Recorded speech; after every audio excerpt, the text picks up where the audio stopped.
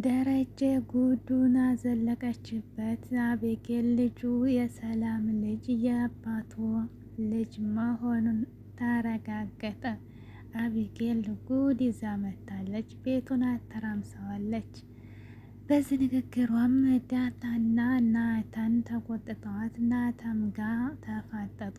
እንዴት ለአባትሽ ክብር የለውም ይህን ንግግር ከየት አመጣሽው ብሎ ናታም ጭንቅላቷ ተዛውቷል። ሕክምና ያስፈልጋታል ብሎ ለደረጀ ተናገረ። ደረጀም ግራ ሲገባው ወደ ውጭ ለመላክ ወሰነ። ግን እናቷ አትላክም ብላ እምቢ ብላለች።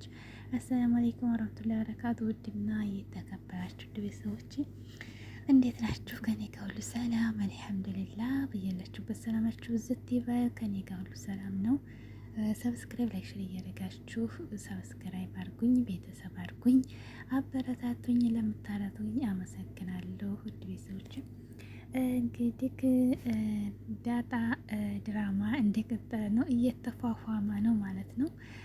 እንግዲህ ደረጀ የሰላምን እና የዳጣን እናትና ልጅ አላስተዋውቅም ብሏል እስካሁን ማለት ነው።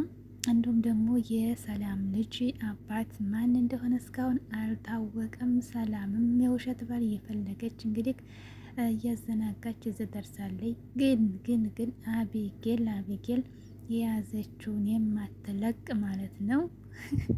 ሙጭኝ ነው የሚባለው።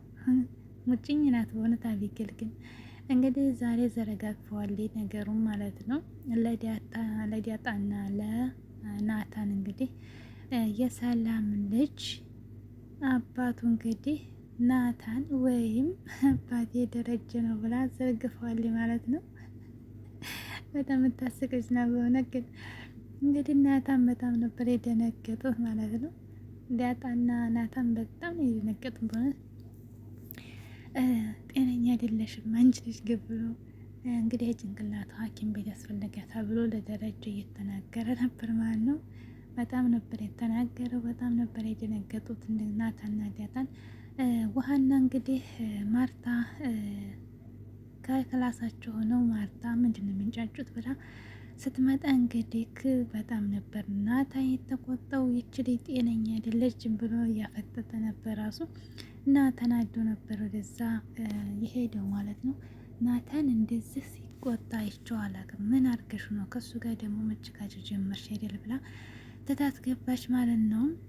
ያው ዳጣም ንገሪ ብትላት ኧረ ይበራብሽ ይህን ብትሰሚ ታብጃለሽ፣ ታንቂያታለሽ አለች ማለት ነው። እውነቷን ነው። ይህን ብትነግራት ማርታ አንገቷን የምትይዛት ማለት ነው።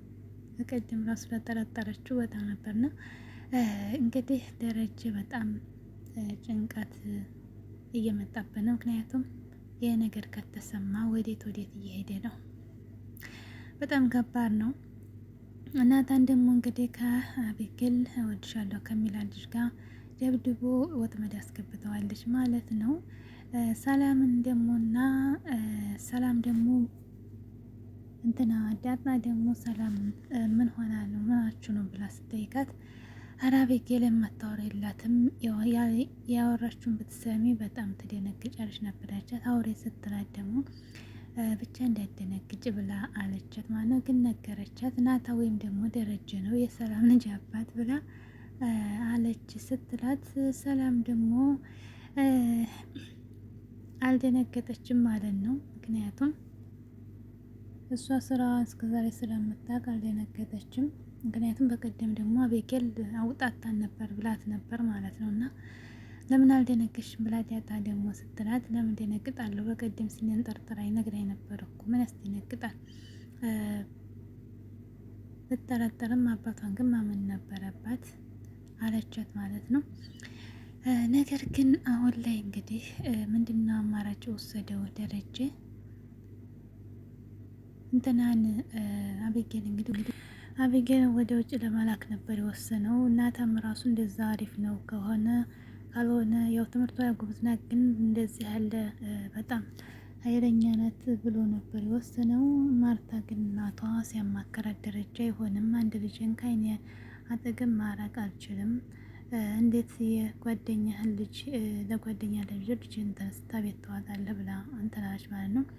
ልጅቱ በጣም ጥሩ ነበር። ዳጣ በጣም ጥሩ ልጅ ናት። ግን ምንም ማድረግ አንችል ቤት እንከራይ የለ ብላ አለች ማለት ነው።